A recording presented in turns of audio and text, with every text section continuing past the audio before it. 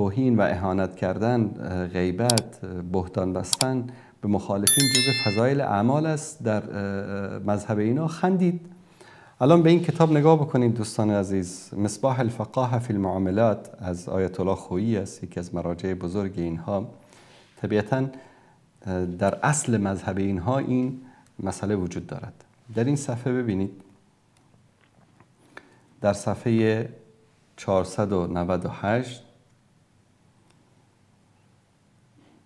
میگه که الوجه الثانی ان المخالفین باجمعهم متجاهرون بالفسق لبطلان عملهم رأسا كما في الروايات.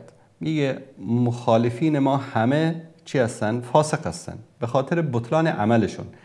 یعنی من که مخالف شیعه گری باشم، مخالف رافضه گری باشم، نماز من، روزه من، زکات من، اعمال من فایده ای نداره. و این التزموا بما هو اعظم من الفسق. اینا اگر که انسان‌های به اصطلاح التزام به دینم باشن اما فسقشان بزرگ است. وجه سوم میگه که المستفاد من الآیات و الروایات و تحریم غیبت الاخ المؤمن من البدهی ان الاخوه ولا اسم بیننا و بین المخالفین. میگه که طبق آیات و روایات غیبت حرام است، لکن غیبت کی؟ غیبت برادر مؤمن. برادر مؤمن یعنی کی؟ یعنی شیعه رو نباید غیبت بکنه. اما مخالفین فلا عصمت بیننا و بین المخالفین، بین ما و بین مخالفین هیچ عصمتی وجود ندارد، یعنی هیچ حرمتی وجود ندارد. و هذا هو المراد ايضا من مطلقات اخبار الغیبه ولا من جهه العمل المطلق على المقید لعدم تنافی بیننا و بینهما بل لاجل مناسبه الحكم والموضوع. به خاطر همین اسمیه که غیبت مؤمن است، یعنی شیعه. غیر شیعه حرمتی نداره، میتونی غیبتش بکنی.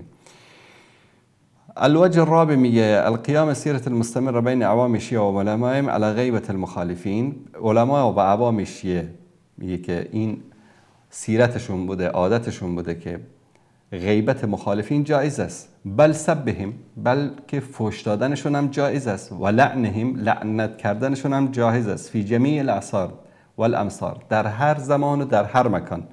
بل فی الجواهر ان الجواز ذلك من الضروریات، بلکه در کتاب الجواهر گفته که نه تنها جایز است بلکه از ضروریات است.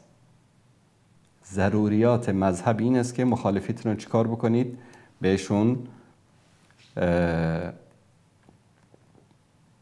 غیبتشون بکنید، فحش بدید، ناسزا بگید. در جای دیگه میگه که المراد من المؤمن هنا من آمن بالله و برسوله و بالمعاد و بالائمه الاثنی عشر. میگه مراد از مؤمن که غیبتش حرام است کی است؟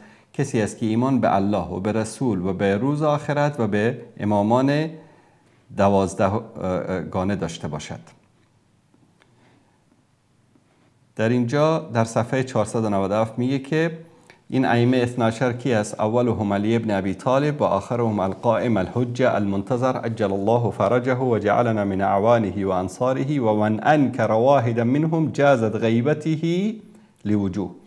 میگه اگر کسی آمد یکی از این امامان 12 گانه رو انکار کرد، غیبتش جایز است به دلیل اول انه ثبت فی الروایات والادعیه والزیارات، در روایت، در احادیث شیعه و دعاها و زیارتهای شیعه جواز لعن المخالفین، لعنت کردن مخالف جایز است، و وجوب براءت منهم، از آنها براءت جستن واجب است، و اکثار سب علیهم، زیاد اونها رو فحش بدهید، و اتهامهم، اونها رو متهم بکنید. یعنی یک کاری رو نکردن شما اونها رو متهم بکنید، دزدی نکردن بگید دزدی کرده، زنا نکرده بگید زنا کرده. والوقیعة فیهم ای غیبتهم، یعنی غیبتشان رو زیاد بکنید. لانه من اهل البدع والریب، چون که اونا از اهل بدعت و شک هستند.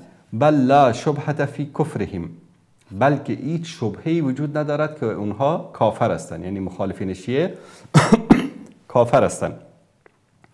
لأن انکار الولایه والائمه حتی واحد منهم، به خاطر اینکه انکار ولایت و امامت حتی یکی از امامان و الاعتقاد به خلافت غیرهم، و اعتقاد داشتن به خلیفه بودن غیر آنها، و بالعقائد الخرافیه کالجبری و نحوه یوجب الکفر و الزندقه، که عقیده خلاف امامت داشته باشد، عقیده جبریه داشته باشد، اینها سبب کفر و زندقه میشه. و تدل علیه الاخبار المتواتره الظاهره فی کفر منکر الولایه.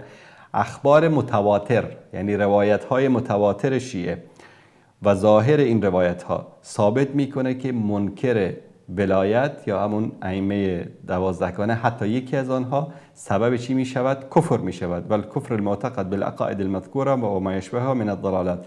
و این کفر اعتقادی است، مرتبط با عقاید است و این از جمله کفار است. و در روایت دیگر میگه که و من جهدکم کافر، کسی که یکی از شماها رو انکار بکنه یعنی امامان رو کافر است. و من وحد قبل عنکم انه من لم يقبل عنكم لم يوحده بل هو مشرك بالله. کسی که یک نفر از امامان را یعنی وحدانیت امامت یعنی یک وحدانیت خاصی دارن، یک توحید خاصی دارن. این توحید چه معنی؟ یعنی 12 تا امام رو تو باید قبول بکنی که اینها ائمه هستن. این وحدانیت امامت هست. اگر یکی از اینها رو انکار کردیش میشی مشرک. و فی بعض الاحادیث الوارده فی عدم وجوب قضاء الصلاة علی مستبصر. و در بعضی از روایت میگه کسی از اهل سنت اگر شیعه بشه نمازهای گذشتهش رو نباید قضا بکنه. چرا میدونید؟